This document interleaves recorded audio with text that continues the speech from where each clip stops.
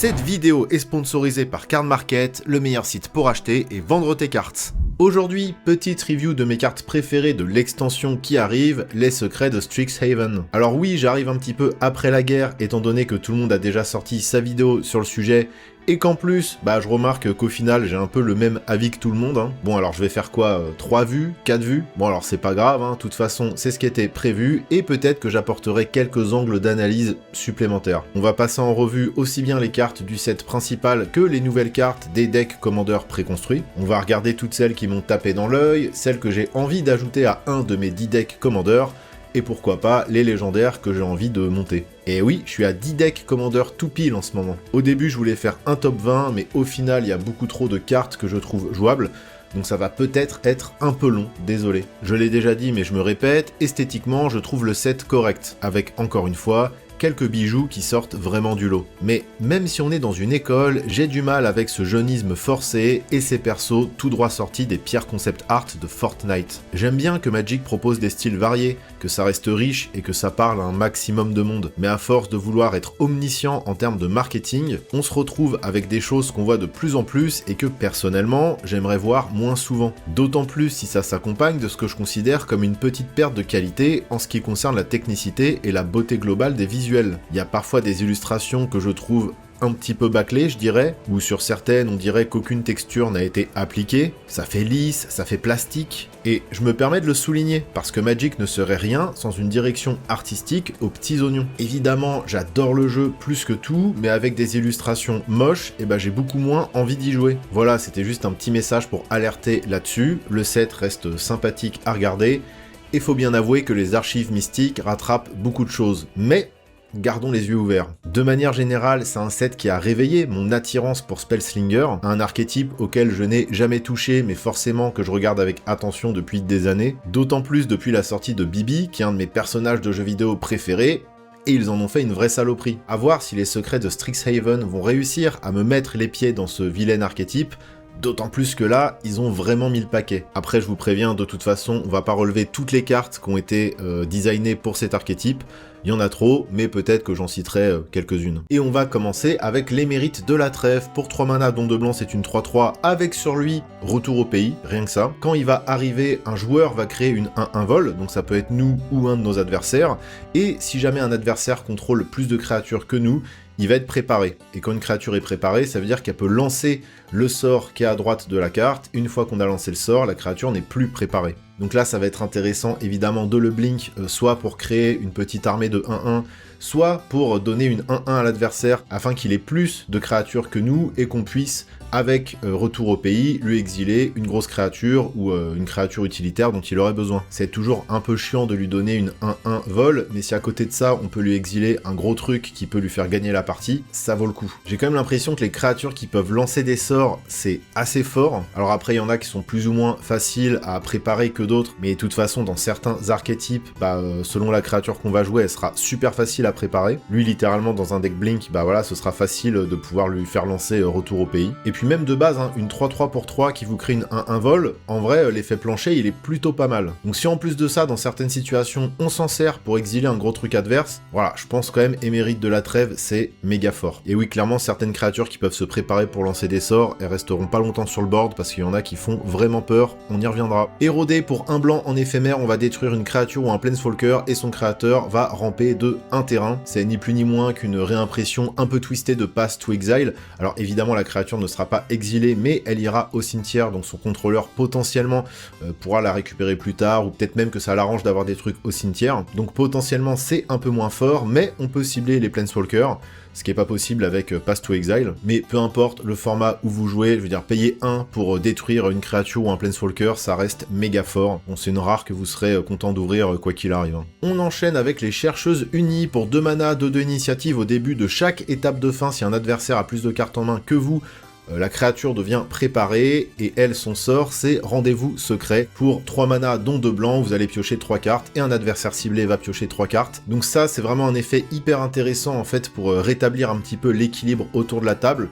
Clairement, s'il y a un joueur qui est devant, et donc qui a plus de cartes que vous en main, vous allez pouvoir piocher un max de cartes, et potentiellement aussi faire piocher un autre adversaire qui pourra revenir dans la partie pour potentiellement aller attaquer l'arc ennemi. Et quoi qu'il arrive, même s'il y a un joueur qui arrive un petit peu à reprendre les devants et à repiocher beaucoup de cartes, et bah à la fin du tour, Chercheuse Unie sera préparée et vous pourrez au prochain tour repayer 3 pour piocher 3 cartes. Donc en fait, tant qu'elle est là et que vous avez 3 mana à investir dans de la pioche, en fait, vous allez tout le temps rééquilibrer un petit peu le nombre de cartes en main autour de la table, quoi. Bon voilà, quoi qu'il arrive, c'est fort, hein. Vous avez une 2-2 initiative pour 2, et potentiellement, de temps en temps, vous payez 3 pour piocher 3 cartes, et faire piocher aussi le joueur un petit peu à la traîne. Évidemment, ça fait directement écho à la première extension Strixhaven, avec la carte Rendez-vous Secret. Et puis, depuis que j'ai appris à faire piocher mes amis avec du blanc, et bah je raffole de ce genre de petites mécaniques, voilà. Donc vraiment, j'apprécie beaucoup la carte. Offense maîtrisée, c'est un rituel pour 3, dont un blanc. On va mettre un marqueur +1/+1 sur chaque créature qu'un joueur ciblé contrôle. Une créature ciblée acquiert selon notre choix la double initiative ou le lien de vie. Et en plus, ça a le flashback pour 2. Bon bah c'est méga fort, hein, parce que ça veut dire que pour 5 potentiellement, vous mettez 2 marqueurs +1/+1 sur toutes vos créatures, et vous allez cibler jusqu'à 2 créatures pour leur donner le lien de vie ou la double initiative. Bon ça a encore du power creep, hein, parce que normalement en blanc, ou quelle que soit la couleur d'ailleurs, faut quand même payer un peu plus cher pour avoir ce genre d'effet cumulé. Donc clairement extrêmement fort. En plus en ce moment, j'ai dans la tête l'idée de me faire un petit deck Winnie White aggro teubé en mode je flood le board, je booste tout le monde et j'aggro. Un truc où faut pas trop réfléchir quoi.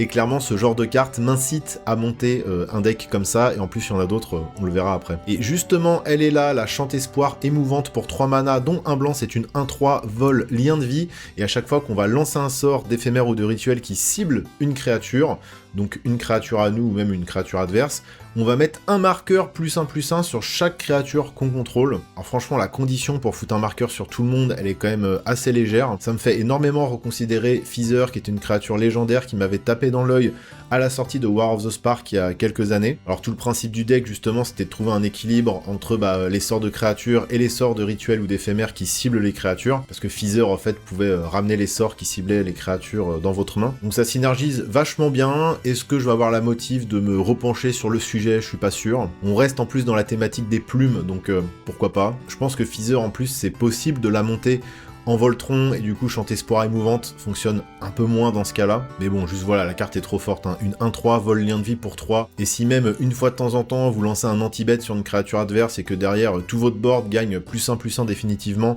ça reste excellent quoi. De toute façon on va le voir, hein, que ce soit dans la thématique marqueur +1/+1, spellslinger, gain de points de vie, il y a vraiment de bons ajouts. Voire des trucs limite un peu trop fort je trouve, en tout cas sur le papier. Peut-être une fois qu'on testera les cartes, ce sera pas si ouf. La Dynastorienne d'Eganjo pour 3 mana, c'est une 2/3 vigilance. À chaque fois qu'on attaque au moins avec 2 créatures, elle devient préparée. Donc c'est globalement facile de la préparer, hein. Et quand elle est préparée, elle peut lancer réassortiment. Donc pour 4 mana, on va renvoyer sur le champ de bataille toutes les cartes d'enchantement depuis notre cimetière. Alors c'est marrant parce que réassortiment, c'est une carte qui est totalement inaccessible financièrement. Donc c'est marrant qu'ils aient réimprimé cet effet sur une créature. Bon, après, visiblement, c'est le principe du set d'avoir des créatures qui lancent des sorts pétés de Magic. C'est assez stylé en vrai. Bon, ça marche dans les decks Aura, ça marche potentiellement si vous avez des pièces à combo sous forme d'enchantement dans votre cimetière. Voilà, pour 4, vous les ramenez. Puis encore une fois, la condition pour préparer la Dynastorienne, attaquer avec 2 créatures, sachant qu'elle-même c'est une créature, en plus avec la vigilance, donc on prend pas forcément trop de risques. Après la carte, c'est vrai que du coup elle a un petit point noir.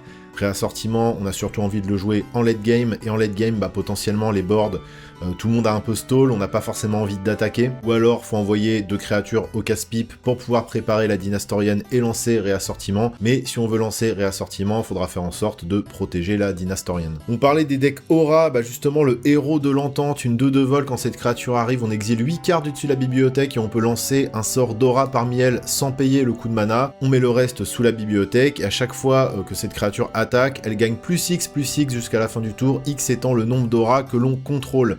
Comme si les decks Aura avaient besoin de ça, je pense que c'est un staple pour les decks Aura, on va piocher une aura qu'on va pouvoir jouer gratuitement, et en plus lui va avoir tous les auras pour se booster, sachant qu'il vole, il va mettre des grosses patates. Bon, je pense à Eliver qui est un deck préco déjà hyper effrayant, mais c'est bien, il rajoute encore du carburant pour des decks qui sont déjà beaucoup trop forts. Bon après c'est comme ça, c'est le power creep, c'est le mouvement naturel des choses, hein. Héros de l'entente beaucoup trop fort, et on va enfin passer au bleu. Évidemment les mérites de l'idéation pour 5 mana, c'est une 5/5 vol parade 2, il a rappel ancestral sur lui, tout simplement. Donc c'est marrant parce que Ancestral Recall, c'est une carte qui a jamais été traduite, et du coup, bah là, on a enfin la traduction française de Ancestral Recall, rappel ancestral. Il arrive préparé, comme ça on peut payer 1 mana, piocher 3 cartes, tout simplement, et à chaque fois qu'il attaque, on peut exiler 8 cartes de son cimetière, et si on fait ainsi, il devient préparé. La condition à remplir, elle est pas forcément évidente. Après, si on le joue dans un shell Spellslinger, bah, généralement le cimetière il est quand même bien rempli, hein. On joue plein de petits éphémères, donc le cimetière a tendance à vite se remplir.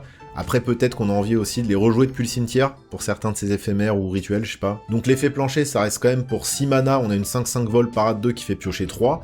C'est quand même pas dégueu. Il peut faire penser à certains sphinx qu'on a dans Magic, qui généralement sont des gros bazouzous volants, et qui permettent de déclencher des effets de pioche, parfois directement quand ils arrivent sur le champ de bataille. Mais là on est quand même dans le haut du panier de ce genre de cartes.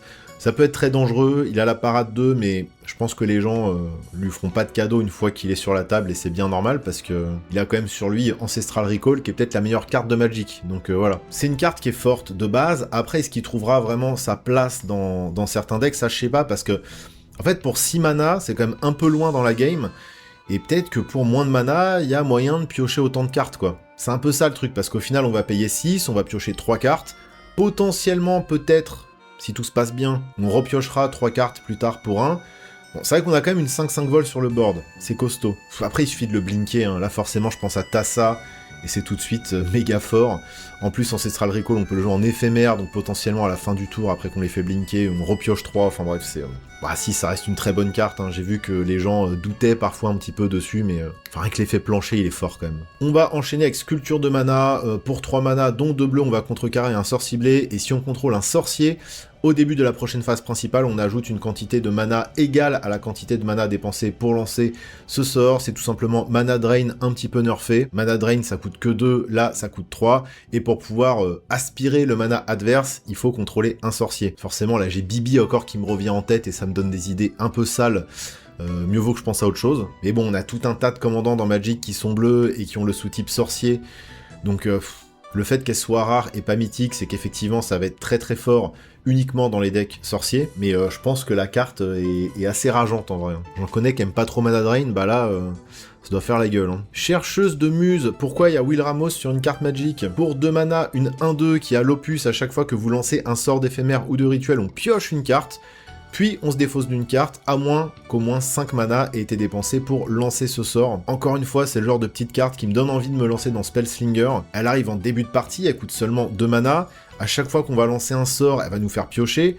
Alors certes, potentiellement elle nous fera défausser quand on lancera des petits sorts, mais en vrai c'est pas si grave que ça. Potentiellement on va mettre le terrain qu'on a pioché, potentiellement on va mettre la carte qui coûte trop cher et qu'on peut pas cast sur l'instant. En vrai, c'est pas toujours très grave de mettre des cartes au cimetière. Dès le début de la partie, on va très facilement se sculpter une main et garder vraiment ce dont on a besoin. Alors on a des cartes qui font piocher et qui se trigger quand on lance des sorts de rituel ou d'éphémère, mais généralement ça coûte beaucoup plus cher. Je pense notamment à l'Emeritus pour 4, là le sorcier, je sais plus comment il s'appelle, une de 2 qui se trigger dès qu'on lance un sort de rituel ou d'éphémère, mais il coûte 4. Là, ça coûte seulement que 2, donc le fait que ça arrive si tôt dans la partie, et que si tôt dans la partie, on puisse en fait se sculpter une main, je trouve la carte hyper intéressante. Pour 2 mana, vraiment, ça fait le taf. On a le Professeur Pensif, pour 3 mana, dont 2 bleus, c'est une 0-2, il a l'incrémentation, ça veut dire qu'à chaque fois qu'on va lancer un sort, il va regarder si le CCM de ce sort est supérieur ou pas à sa force ou à son endurance, et si c'est le cas, on va mettre un marqueur +1/+1 sur lui, et à chaque fois qu'il reçoit un marqueur +1/+1, on pioche une carte. Ça tombe bien, il a 0 de force, ce qui fait que n'importe quel sort qui coûte plus que 0, déjà on va lui mettre un marqueur et piocher une carte, puis plus tard dans la partie, on va pas lancer que des sorts qui coûtent 1, on va lancer des sorts qui coûtent 2, qui coûtent 3, donc en fait dans n'importe quel deck il est super fort, en plus ça va vite devenir un bloqueur assez intéressant, je pense que par partie elle peut vous faire piocher facile 2, 3, voire 4 cartes si ce n'est plus, et ouais je pense qu'elle peut rentrer dans à peu près toutes les maisons qui touchent au bleu, parce que bah, c'est une 0-2, donc forcément vous allez lancer des sorts normalement si vous jouez à Magic, donc automatiquement elle vous fera piocher des cartes, puis en plus elle va grossir, donc et c'est un sorcier, pour ceux qui veulent 2 mana drain dans leur deck. Performance abstraite, j'ai sélectionné la carte déjà parce qu'elle est rigolote, en plus de ça je trouve qu'elle est vachement belle, qu'elle dégage vraiment une poésie de ouf. Les Prismari, c'est pas ceux que je kiffe forcément le plus, mais là je trouve que vraiment la carte est trop jolie. Pour 6 mana, dont un bleu en rituel, on va exiler les 4 cartes du dessus de la bibliothèque dans un tas face cachée, puis on va refaire la même chose et on va faire un deuxième tas face visible. Et un adversaire va choisir un de ces tas, on va mettre ce tas dans notre cimetière, on regarde les cartes de l'autre tas et on peut lancer un sort parmi elles sans payer son coup de mana, on met le reste dans notre main. Donc ça veut dire que pour 6 déjà, on va piocher 4, ce qui est plutôt ok. On va aussi mettre des cartes au cimetière, ce qui peut trigger potentiellement certains effets si vous en avez besoin. Et en plus de ça, on n'a pas fait que piocher parce qu'on va pouvoir lancer un sort gratuitement. Donc pour 6 mana, on pioche 4 et on lance un sort gratuitement, potentiellement un gros truc, si vous avez eu un peu de chance. Donc je sais pas, la carte elle dégage vraiment un truc très stylé, c'est assez original. Bref voilà, au-delà le fait que la carte est plutôt forte et jouable, je trouvais qu'elle dégageait un truc assez classe. On passe au noir avec la dissertation sur le décorum, ça coûte 5 dons de noir. C'est un rituel leçon et le joueur ciblé pioche 2 cartes et perd 2 points de vie. Ça a le paradigme. Paradigme, ça veut dire que vous allez exiler le sort une fois qu'il a été résolu et vous pourrez le relancer gratuitement au début de chacune de vos main phase 1. Bon, au début de chaque tour, vous pouvez relancer ce sort gratuitement. C'est un cycle de leçons, elles sont toutes quand même assez intéressantes, je les ai pas toutes sélectionnées, mais je vous les affiche là, mais elles sont toutes quand même assez intéressantes. Pour 5 en noir, piocher 2, c'est pas extraordinaire, mais après vous pourrez le faire au début de chaque tour. Et en plus c'est un joueur ciblé, donc potentiellement s'il y a vraiment un joueur qui est low PEV, ça peut vous sortir de certaines situations, même si évidemment le plus intéressant avec cette carte, ça reste quand même de vous faire piocher vous. Donc pour 5, une fois que ça a été résolu, globalement vous êtes quasiment sûr de pouvoir piocher 2 cartes supplémentaires par tour, ce qui est quand même assez fort. Alors attention à pas être trop greedy parce que ça vous coûte 2 points de vie à chaque fois. Et en plus vous avez le choix de lancer ou pas le sort. Émérite du malheur pour 4 mana dont un noir, c'est une 5-4 qui a tout simplement un précepteur diabolique sur elle. En plus elle arrive préparée, donc let's go. Et au début de notre étape de fin, si au moins 2 créatures sont mortes ce tour-ci, cette créature devient préparée. Donc littéralement dans un shell créature sacrifice ou jeton, Golgari ou peu importe, c'est hyper facile de sacrifier des créatures, c'est hyper facile d'envoyer des créatures au casse-pipe. Donc globalement dans le bon deck vous pourrez très facilement perdre 2 créatures dans le tour. C'est bien précisé votre étape de fin, donc c'est à faire pendant votre tour. Et puis pour 2 mana, une fois par tour, pouvoir aller tuto une carte et la mettre dans sa main, ça reste quand même pété. En plus elle a des sacrées stats, hein. C'est une 5-4 pour 4. Franchement, le cycle de mythique là qui peut se préparer, je trouve qu'elles sont quand même balèzes quoi. Là pour 6, vous avez une 5-4 qui vous fait aller tuto une carte. Et qui, normalement, dans le bon deck, à chaque tour pour 2, refera la même chose. Ça reste quand même... Ils ont bien appris leur leçon les petits. Hein. Je vais prendre exemple sur mon seul deck qui a un peu une thématique secondaire de sacrifice, donc mon deck Golgari, Shatterfang. Rien qu'avec lui, c'est hyper facile de sacrifier des trucs. Dire ça dans Shatterfang, c'est d'une violence. Ça coûte vraiment rien de sacrifier 2 écureuils en payant un noir, donc... En plus, tu pètes une créature en face, ça te permet au tour d'après d'aller tuto ta carte. Enfin bref, c'est... On verra comment ça se comporte, parce que des fois, on peut avoir des surprises, mais là, sur le papier, je trouve ça hyper fort. Et dans le même genre de saloperie, on a le chercheur de tombes pour 3 mana, dont un noir, c'est une 3-3. Au début de notre entretien, on va surveiller 1, puis s'il y a au moins 3 cartes de créatures dans notre cimetière, cette créature devient préparée. Et qu'est-ce qui peut lancer notre chercheur de tombes? Réanimation, tout simplement. Peut-être le meilleur sort de réanimation de Magic. Pour un noir, on met sur le champ de bataille, sous notre contrôle, une carte de créature ciblée depuis un cimetière, et on perd un nombre de points de vie égal à la valeur de mana de cette carte. Heureusement que Griselbrand est ban dans la plupart des formats. Bon, je suis sûr quand même qu'il y a moyen de faire un tas de saloperies et de regagner ses points de vie assez facilement. Attention tout de même à pas être trop greedy. Pour être préparé, il regarde que les créatures qu'il y a au cimetière, donc c'est...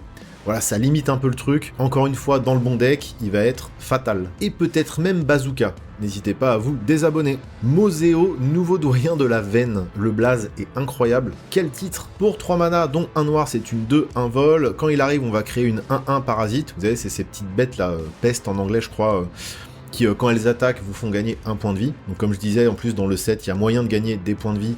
Et ces petits tokens en font partie. Il a l'apport au début de notre étape de fin, si on a gagné des points de vie ce tour-ci, bien parce que du coup, ça tombe bien, renvoyez sur le champ de bataille depuis votre cimetière jusqu'à une carte de créature ciblée avec une valeur de mana inférieure ou égale à X, X étant le nombre de points de vie que vous avez gagné ce tour-ci. Donc potentiellement, juste avec notre petite peste, il va nous ramener un truc qui coûte 1 du cimetière.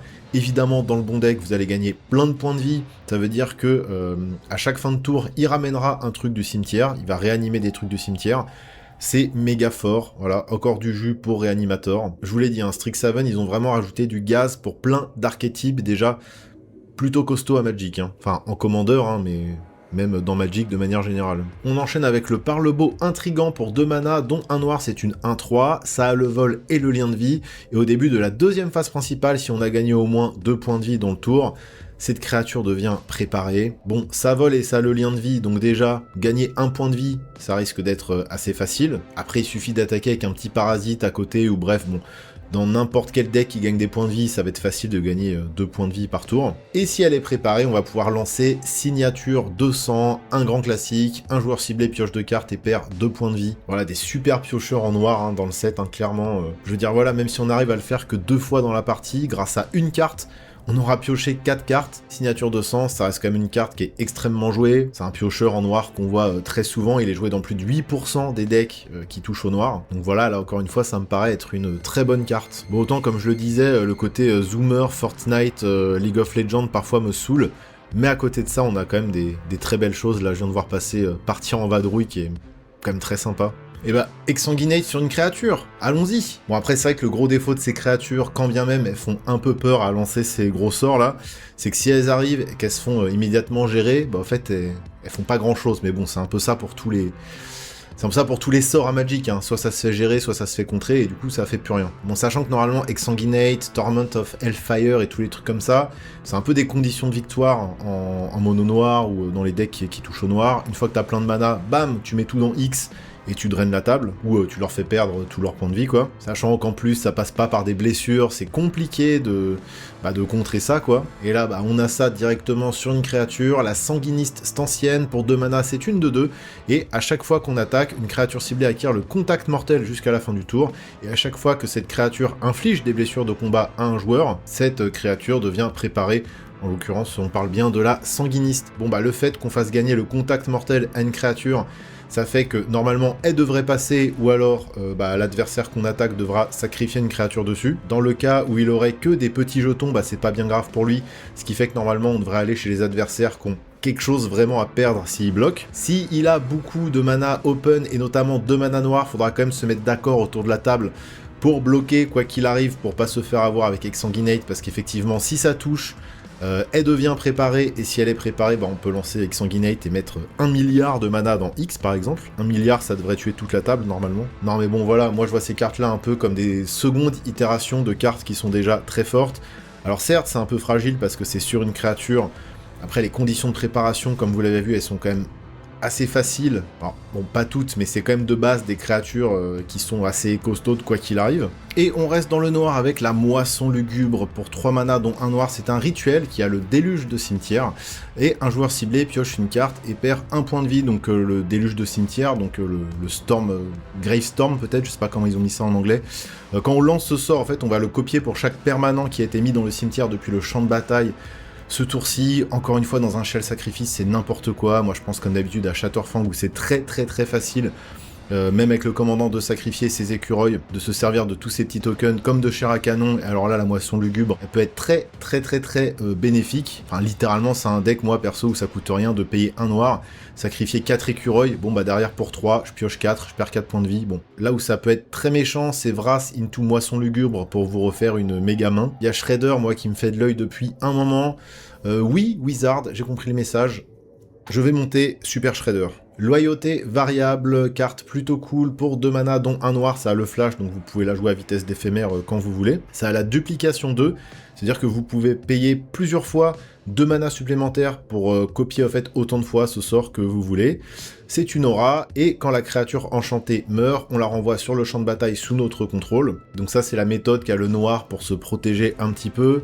On a l'habitude de cartes de ce genre comme Chaos Ghostform par exemple, ou Feindre la mort, qui sont un peu dans ce style. Bon, sauf que là ça coûte un peu plus cher, et c'est bien normal parce qu'on va pouvoir cibler les créatures adverses. Donc par exemple sur une Vras, si on a pas mal de mana up, on va pouvoir non seulement protéger nos créatures et garder celles dont on a besoin, mais aussi piquer les créatures adverses, et ça c'est vraiment cool. Ce petit twist là de protection en carte noire qui permet d'aller au moment d'une mort récupérer les créatures adverses, je crois que c'est un effet qu'on n'avait jamais vu avant, et en vrai c'est hyper cool. La carte me fait bien marrer, j'ai directement envie de la tester, et je crois qu'on en a fini avec le noir. Bon en vrai il y a encore plein de belles choses, hein, mais bon j'ai essayé de faire au plus court, même si encore une fois il y a beaucoup de cartes qui m'attirent dans ce set. Et on va passer au rouge avec l'émérite rouge, donc l'émérite du conflit. Pour 2 mana dont un rouge, c'est une 2/2 initiative. À chaque fois qu'on lance notre 3e sort à chaque tour, la créature devient préparée. Et le sort qu'elle peut lancer, c'est foudre, tout simplement, voilà.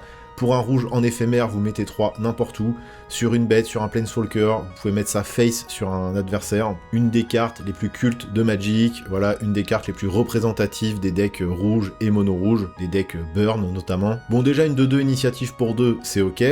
Lancer le 3e sort, c'est là où ça va être peut-être un peu compliqué à atteindre. Alors, encore une fois, dans un deck Spellslinger ou dans un deck mono-rouge, on va blaster de partout.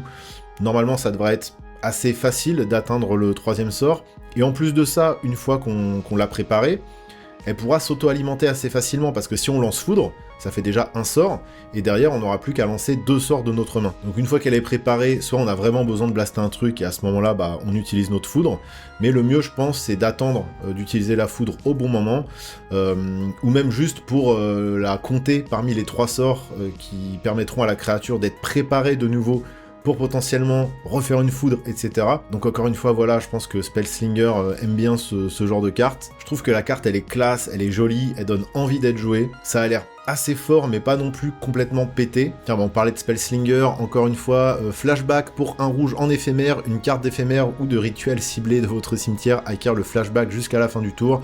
Le coût de flashback est égal à son coût de mana. Donc là, c'est un mot-clé de Magic assez culte, moi je me rappelle, ça existait déjà quand je jouais petit, sauf que là, ils en ont fait une carte. Alors, je trouve ça dommage que l'illustration soit pas un peu plus iconique pour une carte qui a le potentiel de devenir iconique. Voilà, j'en ai un peu marre de voir des furries partout sur mes cartes Magic, d'autant plus quand ils ont une trompe de cette taille-là. Non mais voilà, encore une carte qui va aider les decks Spellslinger à faire n'importe quoi. En plus, ce qui est cool, c'est que normalement, dans ce genre de deck, on a un cimetière qui est bien rempli. Donc là, on peut donner le flashback à n'importe quel sort de rituel ou d'éphémère du cimetière, donc ça nous laisse le choix. Ça peut nous permettre de nous sortir de certaines situations, de rejouer un combat de trick, de rejouer un piocheur, de rejouer, je sais pas, un blast, enfin peu importe, il y a le choix. Ou même un gros sort de rituel bien impactant aussi, hein, donc ouais, on s'étonne du fait que cette carte n'existait pas avant, mais bon, maintenant elle est là. Chef-d'œuvre d'improvisation, encore une carte qui me fait un peu plus aimer les Prismari, même si je supporte pas leur coupe de veuche là. Pour 7 mana, dont 2 rouges, on va exiler les cartes du dessus de notre bibliothèque jusqu'à ce qu'on exile des cartes avec une valeur de mana totale ou supérieure à 4. C'est un rituel et une leçon, on va exiler les cartes du dessus de notre bibliothèque jusqu'à ce qu'on exile des cartes avec une valeur de mana totale supérieure ou égale à 4.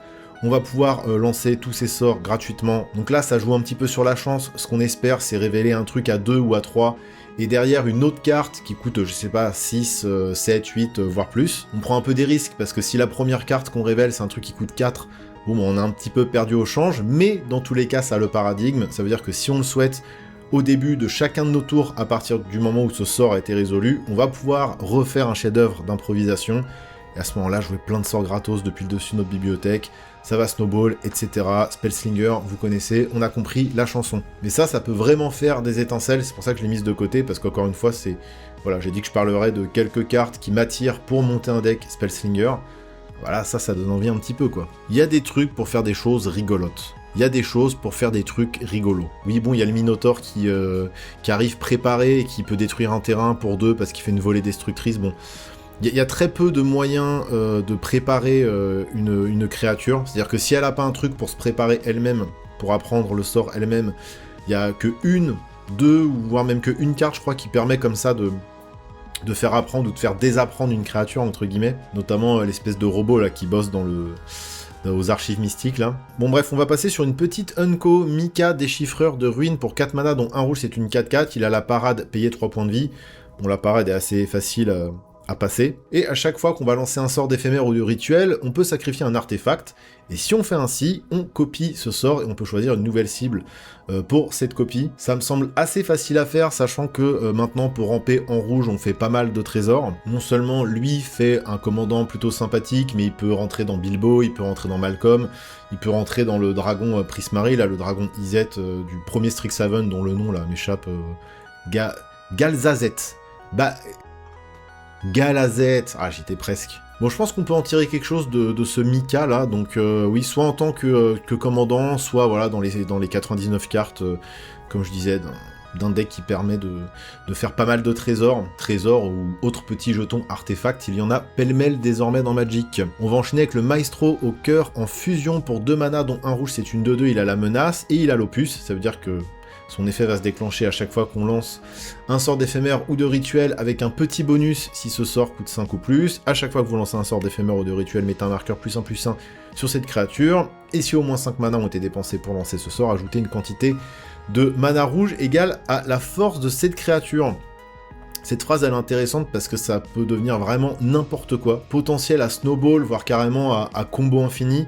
Ça me rappelle un peu le Runaway Steamkin, qui était une carte sortie sur Ravnica, un peu avant War of the Spark, là, le deuxième, voire troisième bloc Ravnica. Donc Runaway Steamkin, c'était assez cool, pareil, c'est une créature qui s'auto-alimentait, comme ça on lui mettait des marqueurs en lançant des sorts, après on retirait tous ces marqueurs, on mettait 3 mana rouges dans sa réserve, ce qui fait qu'on relançait des sorts, il reprenait des marqueurs, bref, ça avait pareil, un potentiel de snowball et de combo qui était assez cool. Bah, j'ai l'impression qu'avec le Maestro, c'est un peu le même genre de carte. Bon, encore une fois, le fait que ça se déclenche quand on lance des éphémères ou rituels, pas de commentaire là-dessus, voilà, vous avez compris un petit peu le principe du set. Bon, il y a le sorcier aussi là qui fait Wheel of Fortune, il y a le petit rituel volé Ragevent qui est pas mal aussi, il y a vraiment plein de trucs vraiment jouable et amusant quoi. Mais je vais me fixer sur les cartes que j'ai sélectionnées, ce qui fait qu'on arrive déjà au vert, et on va commencer par les mérites de l'abondance. Donc encore une fois, on est sur ce cycle de mythique qui peut se préparer. Pour 3 mana, dont un vert, c'est une 3/4, elle a la vigilance, elle arrive préparée. Voilà, quand ça a le bon goût d'arriver préparée, c'est un peu n'importe quoi. Et à chaque fois que cette créature attaque, si on contrôle au moins 8 terrains, cette créature devient préparée. Bon, sachant que normalement en vert, mono vert, on va un petit peu ramper, et puis au pire, en late game, bon, le setup se fait automatiquement, hein. Et du coup, elle a réapparition, donc réapparition, pareil, c'est un sort un peu culte du vieux Magic. Pour 2 mana, dont un vert en rituel, on va renvoyer une carte ciblée depuis le cimetière dans notre main. Puis là, pareil, c'est n'importe quoi, parce qu'en late game, en fait, à tous les tours, on aura nos 8 terrains. Donc forcément, à chaque fois qu'elle va attaquer, elle va se préparer, et elle pourra lancer réapparition, et du coup on aura tout le temps un truc dans notre main qu'on pourra jouer. Voilà, en mono vert, on a plein de mana, on a plein de grosses créatures, donc même si elles se font gérer, on pourra les ramener dans notre main pour les rejouer, etc. Potentiellement refaire de la value. Bon, en plus avec une illustration magnifique qui représente, je trouve, assez bien le potentiel multiplicateur et dégénéré de cette carte. En plus, pour 3 mana, elle a un body qui est assez costaud, c'est une 3/4 vigilance, donc on n'aura pas trop peur d'attaquer avec. Faut se méfier, hein, en late game, tout le monde a un peu stall le board, tout le monde a des plus ou moins grosses bêtes, mais en tout cas elle a la vigilance, donc au moins on se met pas complètement à poil si on attaque avec elle. Donc c'est vraiment une carte qui a plein de points forts, j'ai envie de la tester, je trouve le design assez raffiné finalement, et en plus avec une superbe illustration qui en foil à mon avis fera de l'œil à certains d'entre nous. Les travaux pratiques de germination, du coup c'est la carte verte avec le paradigme. Pour 5 mana, dont 2 verts en rituel, c'est une leçon, on va mettre 2 marqueurs +1/+1 sur chaque créature que l'on contrôle, et ça a le paradigme, ça veut dire qu'au début de chaque tour, on pourra relancer ce sort gratos. En gros, ça fera presque un effet d'envahissement sous forme de marqueur au début de chaque tour, sachant que voilà, ce genre d'effet, effectivement, ça va être en moyenne, je sais pas, on va payer 5 en rituel, on va donner +3/+3 à toutes nos créatures. Bon là on paye 5, sauf que c'est sous forme de marqueur, on peut le faire au début de chaque tour. Bon, si jamais on n'a pas déjà écrasé nos adversaires, voilà, dans le doute, on pourra le refaire gratuit au début de chaque tour, si jamais il y a de la résistance en face. Voilà, les travaux pratiques de germination, c'est quand même overkill. Vas-y, même supposons que vous avez 3 créatures, vous mettez 6 marqueurs pour 5, derrière vous en remettez 6 au tour d'après, enfin, c'est... Voilà. Non mais c'est vraiment costaud, parce qu'en plus, une fois que le sort est résolu et exilé, l'adversaire il peut rien faire quoi. Vous pourrez résoudre le sort à chaque tour, donc c'est vraiment... Bon, évidemment, 2 cartes incontournables du set, le Triton délétère et le paresseux couvain de nuisibles. Ai-je besoin de préciser pourquoi ces cartes sont des staples absolus? Je ne pense pas. Il y a des jolies cartes en vert, hein. Il y a des belles illus. Une carte dont on n'avait pas vraiment besoin, mais en fait qui est méga forte dans Landfall, Ingénierie planaire, pour 4 mana, c'est un rituel. Vous allez sacrifier 2 terrains, évidemment les terrains avec lesquels vous avez produit du mana pour lancer le sort, vous n'êtes pas bête. Et vous allez chercher dans votre bibliothèque 4 terrains de base et les mettre sur le champ de bataille, ça vous fait 4 triggers de Landfall pour 4 mana, sachant que derrière vous pouvez aussi jouer votre terrain du tour, pourquoi pas un fetch, ce qui fait que vous pouvez très facilement dans le tour avoir 6 triggers de Landfall. Bon, comme je vous ai dit, hein, il y a déjà des stratégies dans Magic qui sont méga tête d'affiche, et voilà, on prend ces stratégies et on leur donne encore un petit peu de force supplémentaire. Évidemment que je vais pouvoir me la procurer la carte, mais je trouve ça débile, voilà. Après voilà, on est obligé de passer par là. Le Traînailleur endormi, il est très drôle. Petite commune, première année studieuse, que j'aime bien aussi, qu'il va falloir faire blinker pour qu'elle soit vraiment intéressante. Les cartes vertes en Extended Art, là, elles sont magnifiques. Heureusement que j'ai pas trop dépensé dans Tortue Ninja. En plus, Wizards, ils m'ont zappé pour cette extension, on n'aura pas d'ouverture. Ah, il y a le rôtisseur d'entre-thorax. Bon, 20 sur 20 pour l'illustration, et pareil, encore une fois, un effet qui... moi, je pense à Chatterfang, ça fera des trucs. Hein. Ça va être très facile quand il arrive de dévorer plein d'écureuils, ce qui fait qu'il va avoir plein de marqueurs, ce qui fait qu'à la fin du tour, je vais créer plein de jetons. Des jetons que potentiellement je pourrais doubler, ou en tout cas accompagner d'un petit token écureuil en plus. Donc ça va faire une grosse bébête qui pond plein de jetons, voilà. Des jetons qui font gagner des points de vie en plus. Hein. Et ça y est, on arrive sur le multicolore. Ah bah tiens, encore du Golgari Sacrifice, chaudron d'essence, ça coûte Golgari plus 1. C'est un artefact, à chaque fois qu'une créature que l'on contrôle meurt, chaque adversaire perd 1 point de vie et vous gagnez 1 point de vie. Ouais, les synergies Aristo, stop, arrêtez, enfin là, au bout d'un moment... Bon, forcément, il y a la color pie à respecter, et automatiquement, il y a des... Voilà, si on respecte la color pie, il y a des effets qui sont récurrents, mais c'est bon, au bout d'un moment, trouvez autre chose, s'il vous plaît. Et pour 3 mana, on l'engage, on sacrifie une créature, et on renvoie sur le champ de bataille une carte de créature ciblée depuis votre cimetière. Je trouve ça totalement pété, voilà, encore une fois dans un deck Golgari où t'as plein de petits jetons à la con. Là en plus on est dans un set où on peut créer des petits tokens parasites, ça a l'air d'être assez facile de se faire. Donc ça veut dire qu'on va sacrifier notre petit token de merde, notre petit jeton écureuil ou notre petit jeton parasite, et on va ramener un gros bazouzou du cimetière. Donc non seulement on donne du gaz au deck Aristo, mais on donne aussi du gaz au deck réanimation. Après je comprends bien que le set aussi est une sorte d'hommage un petit peu à des mécaniques classiques de Magic et à des vieilles cartes iconiques du jeu, mais espérons que Réalité Fracturée secoue un petit peu tout ça là. Qu'est-ce que j'ai noté encore dans les cartes multicolores? Il y a plein de trucs sympas, mais il y en a vraiment, je trouve, qui sortent du lot. Il y en a une qui est marrante, Anthropodes du Géomètre.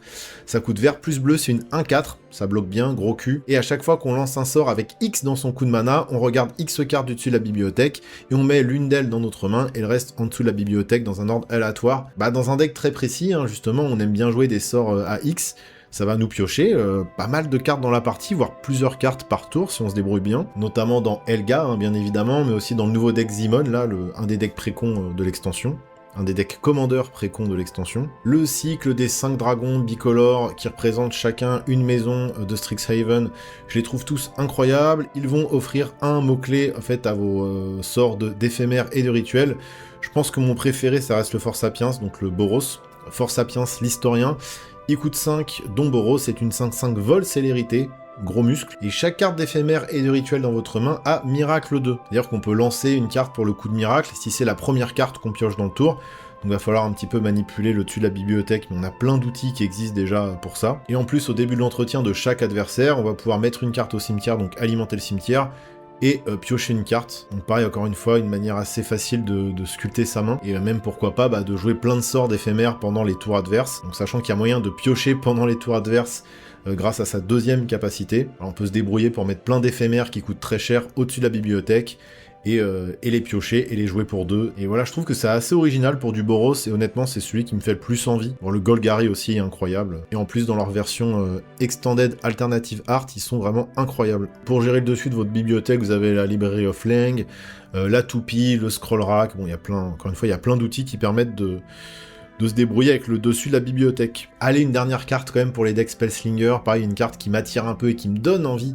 de m'orienter vers ça. Un artefact qui coûte 2 plus Izet, le luth résonnant. Les terrains que vous contrôlez ont engagé à ajouter 2 mana d'une seule couleur de votre choix.